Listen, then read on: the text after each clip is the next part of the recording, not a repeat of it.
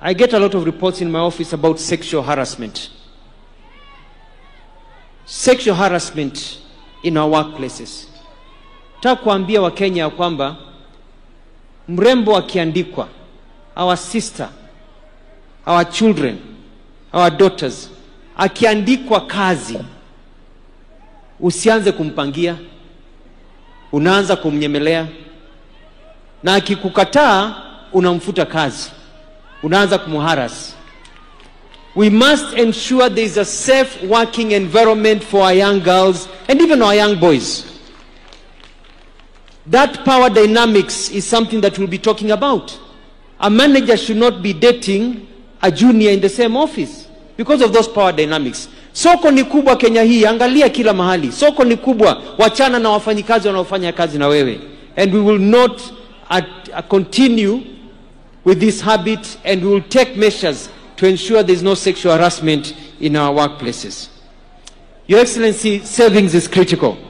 We're encouraging all workers to ensure they have a savings plan, either through the NSSF, or if you're not employed, you're self-employed in the Jua Kali sector, in SMEs, NSSF has a Haba-to-Haba program, or where you can actually continue saving. It is important.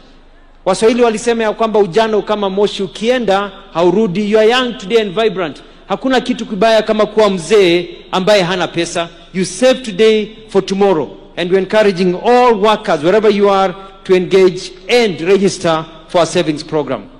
Mheshimiwa Atoli, I want to assure you that ratification of the conventions 188 and 199 is en route. I've held a meeting with my staff. I've talked to the PCS, and we are going to accelerate, together with other important laws that make sure that our people are given the rights that they deserve.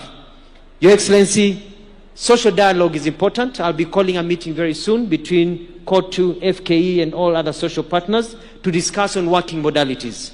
Strikes. At the end of a strike, people sit down and talk. And I want to encourage all workers, if there's a problem, talk to me. Let us sit down and discuss the problem before the strike, not sit down after the strike. And I can assure you we will be able to sort out many problems so that people do not go on strike, so that we have a country that is moving forward. Lastly, Your Excellency, I want to echo the words of Mheshimiwa Atoli. You know, we hear very many words. I was a governor for 2 terms. Na wakati nilikuwa governor, watu walikuwa wanalalamika sana.